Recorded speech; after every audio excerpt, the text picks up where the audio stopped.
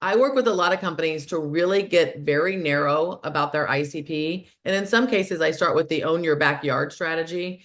Again, you can't be all things to all people, but why wouldn't you want to have customers right in your backyard that you could potentially see regularly, invite to events, invite to dinners, those type of things. And so I'm working with a new client who's over in Dubai currently. And I said to her, like, what would you say if I told you that I just want us to work with 250 prospects? Yep. Less And is more. yeah, right. Less is more. And she goes, ugh. And I'm like, let's see if we can do it. I said, let's see if we can build an ICP so specific that there truly is only 250 people that fit the criteria. And so we set out to do that, and it forced us to just go in Texas, right? And it forced us to narrow down.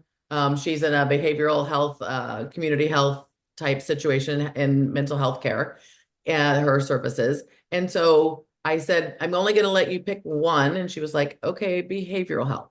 And then I said to her, okay, well, how many practitioners? And she goes, fewer than 20. And I said, but more than how many? And she's like, 4. And I said, great.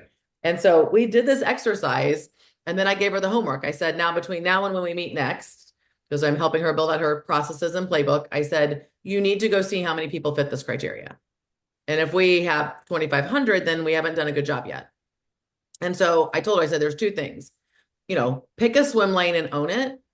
And then you must bring discipline to the table.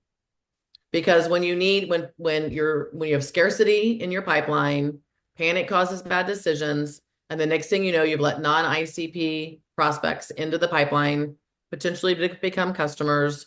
And then you have a big problem, because if you're doing everything right, once you really get specific about your ICP, then the product team starts to build a product for Yep. just those people. That's And right. so when you sell to non-ICP, all of a sudden the product doesn't work because it hasn't been designed to work for those people.